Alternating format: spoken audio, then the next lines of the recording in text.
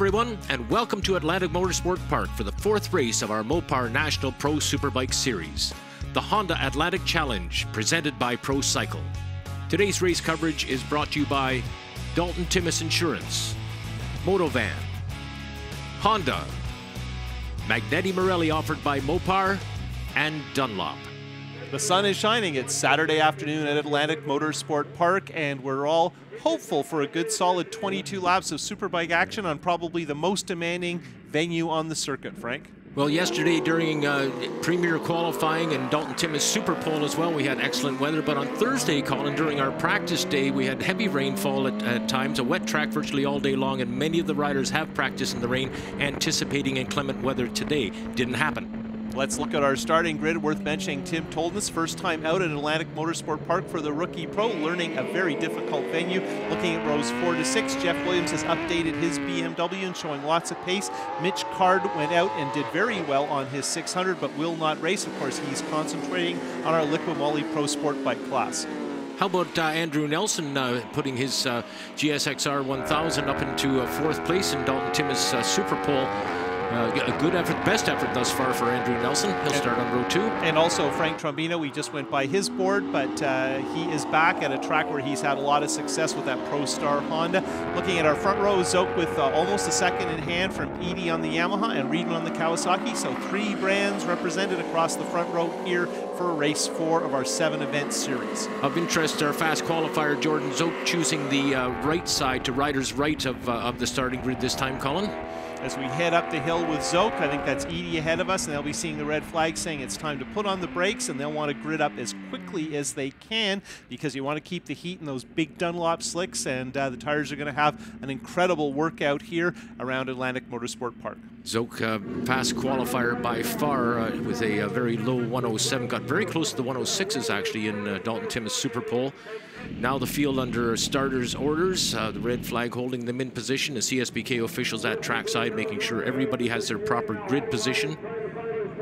You can see a little bit of a mix-up with Trombino on the 3rd row, making sure his front wheel's in the correct spot, looking backwards from our pole sitter Zoke, who, as you mentioned, Frank, has taken the inside. And briefly, we saw on board from Andrew Nelson, very strong effort, 4th overall with that new Suzuki. And Doug Lawrence also showing well here with the 2 brand new GSXRs. But now we're getting ready to go. Let's have a look at the lights. The rider's choice starting lights will blink on first. When those lights go off, of course, in the F1 tradition, that will signal the start of this National Championship Superbike race. They are away and running. Bodie Edie lifting the wheel ever so slightly, and Jordan Zoke lifting the wheel now, heading down into turn number 1. Whoa! Bodie Edie has been punted into the side there by Kenny Reedman. Reedman going way wide after that contact. Yeah, that was a surprise, I think, for both of them. Not a lot of room here. The track's fairly narrow, and aggressive pace from the get-go, and Zoke doing what no one wanted to see, which is taking off immediately. Yeah, getting some serious distance. Look at that already. Zoke having probably 8 to 10 bike lengths now, heading into turn number 4, getting ready to head out on the roller coaster. Now, oh, big moment for Kenny. Reedman's gone off. Reedman's gone down. Reedman has crashed the Kawasaki.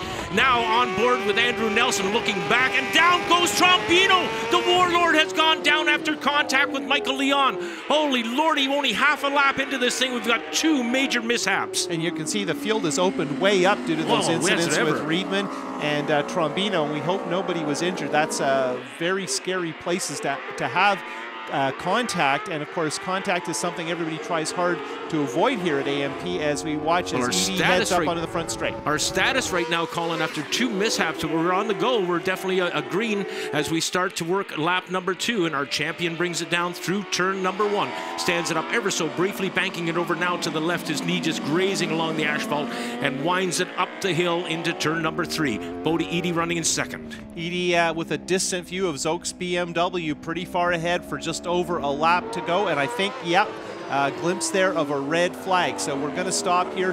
The front runners will not go at speed through the scene of that incident. As we go back on board with Edie, you can see that Zoke, yeah, he's got the message. It looks like he's slowing down.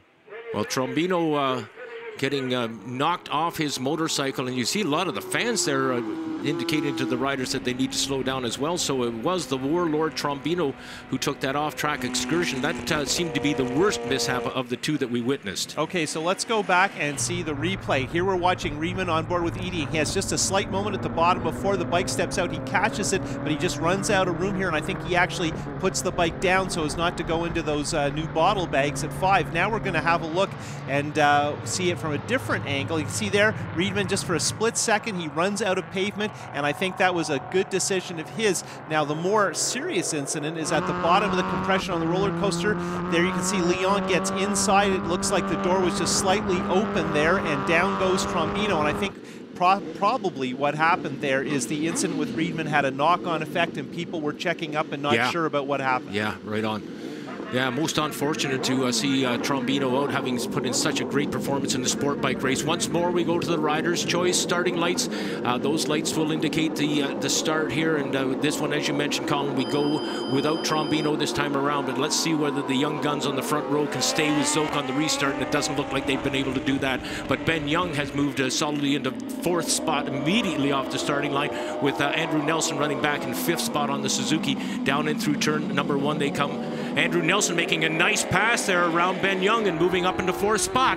Best ever performance by the Suzuki. Riedman was fortunate to be able to repair his Kawasaki, but as you mentioned, Trombino has a head injury and will not make the restart. That's unfortunate for the winner of our Liqui-Moly Pro Sportbike race earlier in the day. On board with Nelson now in behind Kenny Riedman, and Nelson in 4th spot, Kenny Riedman in 3rd, and here it is onto the roller coaster, and Zoke has got major distance now between he and Bodie Eadie, and it looks like it's going to be a fight for 2nd spot once more. Even without any drama behind Zoke, he got a similar kind of start and has built an immediate lead. You can see the pack is much closer together this time than at our first start.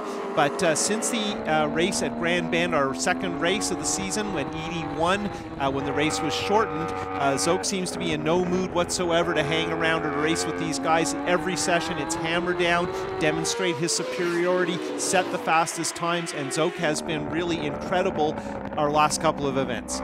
Zoke absolutely a master of his game. He came very close to the 106s in Dalton Timmis Insurance Super Pole qualifying, and of course that's where the lap record is, in the 106 range, but he left it in the low 107s, and I don't doubt for a moment if we checked his lap time right now, it's probably in around the low 107s. He's getting gone. Great onboard footage from our drift cameras here. We were looking from Bodie's 2nd place Yamaha and Riedman's 3rd place Kawasaki. So Riedman obviously went to new tires. You can still see the sticker on one of his tires. His tire is so fresh there on the center section of that front Dunlop slick.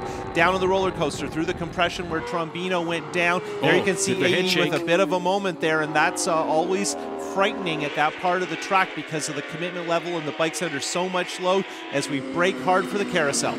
Well, I guess it's Eadie with his left foot slipping off the peg there. Give us some insight into that one, Mr. Fraser. I think he's just trying to get reorganized from that incident on the back straight. And, you know, there's a difference between having your feet on the pegs and having your feet where you want them and getting your balance right. And it's shocking how much you move your feet and how much steering you do with your feet. Of course, look at this. Riedman wagging the tail going into turn number 1. He had the front brakes on real heavy and the back wheel trying to catch up. You go down the hill there on the brakes, no weight on the rear wheel, and it's easy to have the tail wag. Now let's look at the lap time. Zoke into the 7s. He's the only one. Everybody else in that mid-9 sort of a time, and that is exactly why Zoke has set sail immediately on the pace. Brand new tires, full tank of fuel. Zoke riding with confidence, and not quite at a qualifying pace, but a very, very strong pace for this early in our 4th counter of 2017. And without a doubt, the express lane pit crew will be giving him the pit signals once he's got a safe cushion up front there. He'll set it on cruise control, has been the norm with our champion,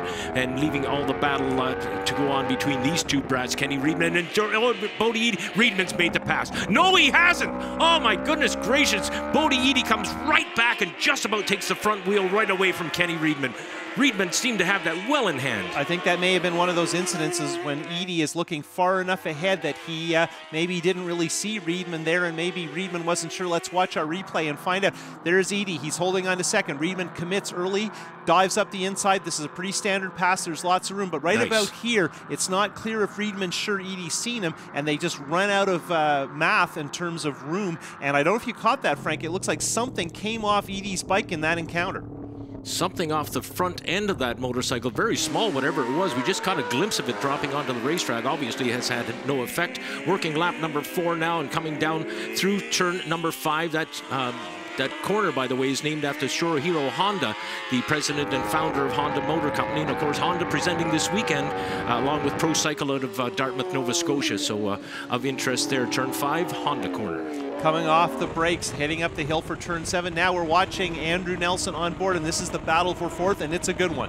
And up in front there is Michael Leon and Ben Young, and Ben looking to the inside there. Doesn't quite happen, but look at Trepagnier slip on past Nelson and surprise all of us, moving up 1 position. Samuel Trepagnier, second-year pro, showing lots of pace, and he has joined this BMW dispute. 4th, 5th, and 6th BMWs, then a Suzuki, and then I believe another BMW. So lots of BMs in our mid-front pack. Well, the veteran Michael Leon and the sophomore rider Trepagnier have both enjoyed 4th and 5th place finishes on board now with Andrew Nelson, and right in front of him, I believe that was Jeff Williams. Jeff Williams on the BMW. Wow. He saw Trepagnier starting to move and doesn't want to get scrubbed off from this group, but this dispute for 4th is a really good one. And also, Frank, they are not that far behind the battle for 2nd. This is the kind of dispute that could possibly lead them right back up into the battle for 2nd. And the question always is, who's losing more time from what kind of riding? Yeah, good point.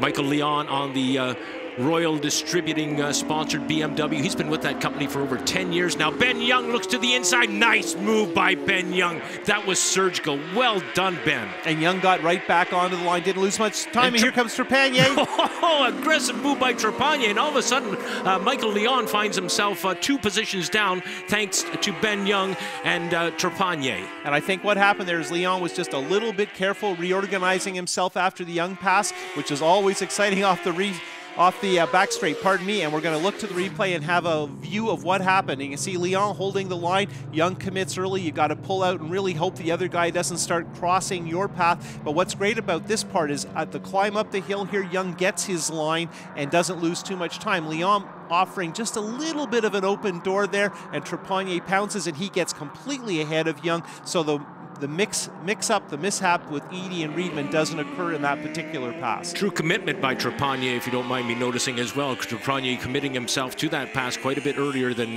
leaving the brakes off. Yeah, and I think it's great to see Trepagnier doing this well. It's a hard place to do well, and he is climbing the ranks. We're with Bodie Eadie right now, looking back at Kenny Reedman, and I think we're coming up towards the carousel, rather, and it looks like, yes, indeed, Kenny Reedman has gotten past, and this time he's making it stick. Reedman up in the 2nd spot. You got to feel like he wanted to check that off his list because it just didn't go well last time, and I'm not saying that was anyone's fault in particular. Now watch Reedman. He makes up his mind through turn 8 here. He pulls out, and right now anything can happen, and we've seen what anything can be. It didn't lead to an actual crash, but much smoother past that time. Eadie down to 3rd on the Yamaha. Especially as we know full well that turning a motorcycle in, there's none better than Bodie Eadie. He hangs off the inside of the motorcycle, quite often getting his outside foot and leg completely off the footrest. And he was bound to do that when Kenny Reedman came up, and Bodie Eadie trying to return the favor, but not this time around. Reedman holds position. We're on board with Nelson, and he has been scrubbed off this race for 4th. Jeff Williams also fading back a bit, so we have the 3 BMWs, Young, Trepagnier, and Leon. And Trepagnier is definitely the interloper. He has not been up this far into the field before. Very good for the series, very good for Trepagnier in his 2nd year as a pro, and encouraging all around. And should we mention that Trepagnier definitely has the most interesting paint scheme in the series? No question about it. Very colorful character indeed. And Trepagnier finishing 2nd to Ben Young, a matter of interest, in the Brooklyn Cycle Racing Pro Rookie of the Year award last year. On board with Bodie Eadie. Good look of Reedman's Kawasaki as we climb the hill onto the front straight. Not a moment to rest. Frantic acceleration on the Superbikes with around 190 horsepower. Now down the hill, blind corner, and this is where we saw the 2 of them get together at the first start. And now we get to the hard braking at the hairpin, and then you start back up the hill, and there's sort of one hill we climb and descend several times over the course of the lap here. Eadie's on the move. You can just sense it. Eadie is like a hound chasing a rabbit. He's just getting ready to take a bite. Reedman leading down now into turn number 4, and that of course will dump them through 5 Honda corner onto the back straightaway, the roller coaster here at Atlantic Motorsport Park. Riedman looking smooth. He's under lots of pressure. He and Edie had a terrific race at our last round at Autodrome Saint-Eustache, and he looks comfortable holding the spot, and the lap times are good for this battle for second, but not great, and the guys right behind are actually catching up just slightly. Watch for Edie now. You know, you see this kid on the podium, and the quote I quite often hear from him is, I had so much fun out there. It was a blast, and you can almost see him smiling through that helmet right now. They're having fun. Well, I think he'll have a lot more fun if he can get back by Riedman, and Riedman is not making it easy at this point, but Edie has caught up a little bit, and now he's going to start looking for the slightest little misstep, miscue, slight error from Riedman that opens up the door. Right in his wheel tracks now, coming down the hill off of turn number 1. Kenny Riedman, very smooth, who looked back from Riedman's bike. Now look at Bodie Edie, how far he is off that motorcycle. No one in this series hangs off a motorcycle quite the way the wonder kid from Mormon does. Yeah, not a lot of road racing tracks in Saskatchewan. Altogether in total, none. So mini bike racing is where it's at, and of course he's an experienced guy in motocross and ice racing and stuff like that. Riedman is a multidisciplined guy. Certainly he's a very good flat tracker, and right now all of that range of experience is important here at Shubie, where you are disputing control of the motorcycle at all times. You can see both of those bikes just shuddering under the stutter bumps coming up through turn number 7 there. That's the place where Bodie Edie ran into that head shake a little earlier in this contest. Into the carousel, Riedman a little tight on his entry. I don't think he quite got what he wanted, but he didn't leave the door open for Edie. But Edie is much more ambitious right now. He's obviously looking to make the move. Not too many mistakes by Riedman so far. Well, the race is certainly within the race. We have completely lost sight of our race leader, Jordan Zoke, the national champion, defending champion, looking for his 12th championship as Bodie Edie comes in on Riedman once more.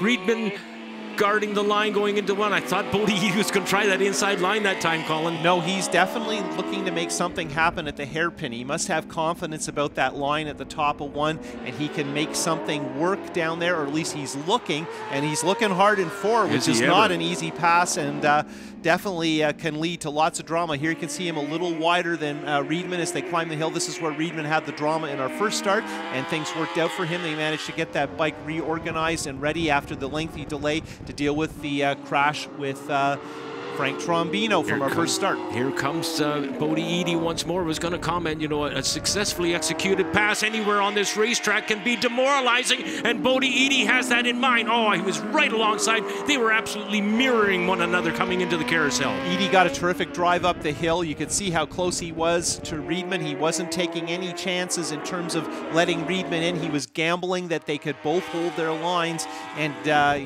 now that we're at half distance, I think you're going to see Edie trying much harder, because if anything were to happen from this point on, they would call the race official, or could call it official. Well, from what I've seen so far, you'd have to really stretch it to go to try much harder than Bodie Edie is right now. He's really putting it all on the racetrack, showing all of his cards. And you can see Riedman with the back end dancing around as he breaks for turn 3. And Edie, what a drive. You can see the front wheel in the air. Lots of discussion here about whether wheeling helps or hurts around Atlantic Motorsport Park, but you don't have to worry about what the front wheel's doing on the bumps if it's not on the ground. He was right up in the stutter bumps, by the way, at the edge of the racetrack, and some of those places around this racetrack can be pretty intimidating. Here it comes, Edie again. No, can't get up to the speed man, Riedman.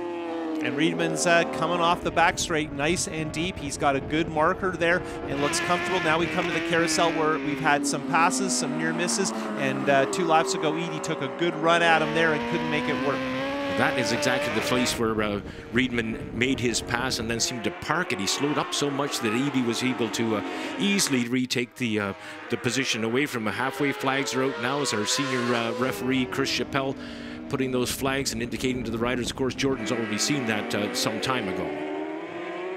Down through 1 and into 2. Bodie Edie still very patiently awaiting his opportunity to pounce. And I don't know if you looked in the background there, Frank, but you could see the guys racing for 4th. So they have closed up a little bit on this race for 2nd. And as you mentioned, our leader, Zoke, is truly styling away in the lead. Something's happening back there. There is a pack of riders, I think 4, maybe as many as 5. I glanced back there, and there was a crowd of people mounted on superbikes coming down in through turn 1 in pursuit of these 2 guys. On the roller coaster, looking to make a move on the brakes. You can see the guys trying hard to stay behind the screen, and it's not easy because you need to fight the bike all through the section. And look at the pace that Edie has climbing the hill. Edie on the move again. We can we wait patiently for him to make his move right in the wheel tracks. Now looks to the inside. Kenny Reedman swings down in and blocks that line. A bit of a defensive move, I suggest, but just riding his own line. And that's good enough for just now as Edie pulls up alongside. No, doesn't quite get that done either as Reedman takes it down into turn 1. Working lap number 13 with his back wheels scant inches off the ground. When we were on board with Edie there as they started into turn 1, you could see that Reedman actually had the rear wheel in the air. He was braking so hard heading down the hill. So Reedman riding with lots of commitment, perhaps not as flamboyant as Edie, but the pace is there. And it's worth mentioning in the background, Trepanier is now solidly in 4th. He's worked to the front of the BMW class war back there. Almost like Spec Series racing going on back there. We've got a BMW leading. A Kawasaki is running in 2nd spot with the Yamaha in 3rd, and then 3 or perhaps 4 BMWs if we count in Jeff Williams, Michael Leon, Trepanier, and Ben Young. Since the introduction of that BMW 7 years now, the bike has been very successful. Here goes Edie. Go. Edie has got it in the bag now. No, he had the pass made. What happened? I think it really is just a misleading element of the different camera angles. Edie got beside Reedman, but of course Reedman's looking a long way ahead. He probably never even saw him, although Edie's bike's pretty loud. He might have heard him. Yeah, very distinctive sound indeed. The only Yamaha in the Pro Superbike field, and it looks to the outside. That's the first time he's had a look around to the outside on the approach into turn number 1 and stays in position now. That again, his foot came off the peg, Colin, and that gave him the inside line going into 2, but he was not able to take advantage of it. So looking at the pace here, Zoke has backed it down into the 9s, but everybody else is pretty much lapping in the 10s. I don't know if you caught that. Ben Young is also in the 9s, and he is part of that dispute for 4th, so that may be driving the pace. And Edie looking on the outside of Reedman, and I don't know how that could possibly have worked. Is he trying to do a psychological thing, do you suppose, on young Kenneth?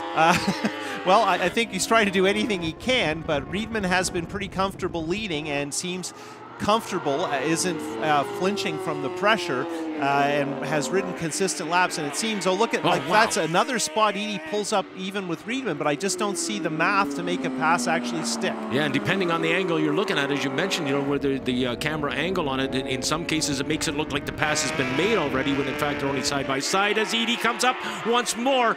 Beautiful move to the inside. No, up out of Canfield corner, last corner on the racetrack, corner number 10, and now onto the front straightaway, down into 1 once more, working lap number 15. Heading down the hill 3 times now, we've seen Edie get beside Reedman at unusual spots. Is he trying to pour on the pressure, make him flinch? Is he trying to work out the timing of some other kind of pass? I don't have the answer. I know it's very entertaining, if a little frightening, because man, are these guys close together, and there you can see that race for 4th is marching steadily towards the race for 2nd. So they are bringing themselves along. I wondered whether that would happen, to get racing with each other, and all of a sudden they up their pace just a tad, and the distance between themselves and those that they are pursuing starts to get a little smaller. Trepanier was the man on the move when last we looked. And we have to once again thank Trepanier for that bright paint scheme, because it makes it easier to tell where he is in that group, and he is at the front of the battle for 4th. As Edie's going to have another look going into the carousel, he chooses to go wide, which means he's going to try and duck underneath on the exit. Samuel Trepanier, easy to be seen, and of course Bodie Edie, easy to be heard. That Yamaha's so distinctive. Well, that cross-plane crank design of the engine makes for an unusual sound to that bike, and here we go, another crack at Reedman. Out of turn 10, just about onto the grass there as we head down into turn number 1, and Bodie Edie continues to patiently pace himself and wait for his opportunity, which is, oh man, he just about lost it. The front wheel was turned sideways there for just a moment, but nonetheless, the bottom line is Bodie Edie has made the pass. Bodie Edie is now the 2nd place Superbike rider. Well, he rolled up his sleeves, and there was definitely some sweat to that effort. That could have ended in tears for everybody. Let's go back and watch as Edie heads down the hill. At this point, he's decided, I'm going. Reedman's line is fine, but right here, he gets in deep, and he raises the rear wheel, and he knows he's not going to make the turn the way he wants to. What's amazing here is he drifts wide off the concrete patch, and immediately Reedman ducks under to try and stage a drag race up the hill to turn 3. Neither of these guys really on the line they want, but truly exciting action. Good that nothing terrible happened there, but these guys have had some close calls in this race. Leaving black solid strips coming out of turn number 2 was that Kawasaki ZX-10R of Kenny Reedman, the Liqua Moly Sturgis Cycle-sponsored entry. And, of course, Bodie Eadie is on board the Parts Canada, Yamaha Canada-sponsored R1. And there, again, Trepanier sitting back in fourth spot. I almost said third. These guys are staging a race that would make you think they're racing for the race lead. But, of course, a reminder that Jordan Zoke is leading this race by a bunch. Well, Eadie on the highest spec Yamaha, the M version. Reedman on the brand new homologation special 2017 double R Kawasaki. So both these bikes on the more exotic end of what's available. Of course, mostly BMWs in the front running, and we've got a BMW not that far behind Reedman, and I think Trepanier could be considered part of this discussion. Well, talk to me about the fact that that is not Kenny Reedman's A bike. Let's remember he crashed out on the first lap, so that is the B bike they're using. And it's one of the toughest things to do is to have multiple bikes and have them all working properly, and yeah, definitely something was flapping on Eadie's bike or on his person. It might be a knee slider coming off, and I can't tell yet, but there is definitely something going on with Eadie. And look at this. This is now a 5-bike race per second, cool. And we're getting deep into this race. Ben Young and Samuel Trepanier are going at it, and Michael Leon sitting back there. All three of those riders mounted on BMWs, and Michael Leon sitting back in the final of those three positions, watching all the action up front between Ben Young and Samuel Trepanier. Trepanier definitely now starting to close up on Reedman, and could this possibly be this sophomore's first chance at a Superbike podium in Mopar CSBK Superbike racing? Less than 5 laps to go. Eadie dealing with various issues. We think he's lost something off the right front of that bike. We saw something else flapping, maybe the knee slider, but I think it's still on there. Reedman, of course, knows all of this, and these are things that are going to encourage him to pile on the pressure. Meanwhile, right behind, Trepanier has Ben Young just chomping away there. Great experience for Trepanier, and of course, he's thinking, this is going to be my first podium. We'll see. Oh, Kenny Reedman to the inside of Bodie Eadie. Eadie closing the door, and I got distracted there. I was looking back. Ben Young has gotten past Trepanier. He has gotten past him. I was looking at that battle and just about missed what came to almost another contact patch between Bodie Eadie and Ken Reedman. And you could cynically say we're now into some version of the established pecking order. Zoke and then a group of Eadie, Reedman, and Young, who those three have been together pretty much all the time in all 4 of our races so far.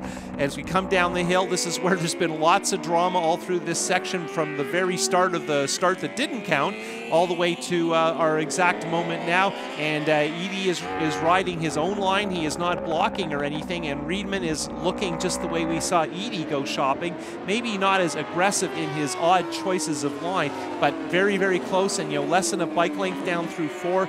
You got to have a lot of faith and trust in the guys you're nearby, and we're coming up on some traffic. I think that's Canfield. That'd be Corey Canfield then, making his one and probably his only appearance on the 2017 Tour in from Halifax, Nova Scotia. Riders cleanly passed him. Ben Young again had gotten past Trepanier and moving up a position, and that puts Trepanier back in 5th position, I think it is, and then Michael Leon. And those two riders, those two Quebec riders, have been finishing 5th and 4th, 4th and 5th over our last few races. And you could see Reedman lighten up the tire on the curb coming out of the carousel. So no question that he is still fighting the good fight. Eadie here trying to hang on and get another 2nd place finish. We've got just under 3 laps left to go, and head down the hill once again, where there's been lots of drama on the brakes through here. Let's have a look at the highlight of our lap times and see who's got the pace at this point. There you can see Zoke is now into the 10s just barely, and Young, as we kind of expected, is the fastest guy. He is the catalyst to the movement in this group, but can he get into this conversation in time? Because it's great to catch up, but it's harder to pass, and of course, he may not be aware of just how nutty it has been in this battle for second. For a number of laps, we watched patiently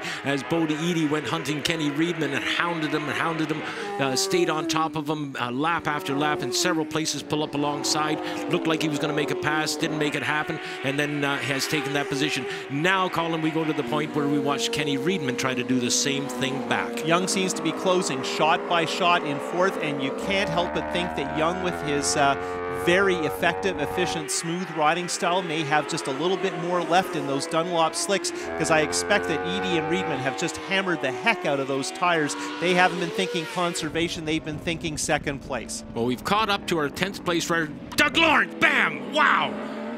Bodie Eadie just ran into Doug Lawrence. Lawrence on the number 73 machine, actually a rookie in Pro Superbike racing this year. Flat Track Canada's #1 plate holder from 2015. Now let's go back and watch the replay, Frank, and if anyone understands close racing, it's former flat track champ Doug Lawrence. He doesn't leave the door open, but Bodie's saying, I got Riedman on my tail, I can't wait. He's looking to maybe make the traffic work for him. I think that was shoulder to shoulder between the two sets of Alpine Stars leathers. And again, another situation that could have been very, very bad. Fortunately, everybody used their head, and I'm sure Lawrence is wondering exactly what happens at the front of a superbike race. And Bodie would have been saying, excuse me, Fresh, I'm just on my way towards the front. We're on board right now with Bodie Eadie looking back. Coming up on Franklin Dominguez, the Montreal, Quebec rider, former Superbike champion from the Dominican Republic. And he is in those red leathers. He moves nicely to the side there and allows our riders by. I believe we're blue flagging today, so Dominguez responding properly to the marshal's flags. Last lap, here we go, Colin. Lots of flags to respond to, and of course Jordan Zook also has the benefit of those well-placed blue flags to let people know someone's coming up at speed behind you. Hold your line and try not to affect the race at the front. But of course Zook has lots of time in hand and probably isn't in a rush to battle with traffic. But talking about traffic, here is the traffic over second, and there are a number of people who still think they can make the podium. Eadie and Riedman have the spots right now as we head down the hill into 4, and Riedman's going to try and line something up. He has about 6 corners left as Zook comes off the back straight. On a number of occasions, Kenny Riedman has mentioned on the podium, I'm getting fed up with finishing in second spot, and I'll tell you what, he don't like finishing in third either. Here he goes for second spot, and he has taken that position, or has he? Down? Oh no, Eadie's gone down. Bodie Eadie has crashed out. What a shame.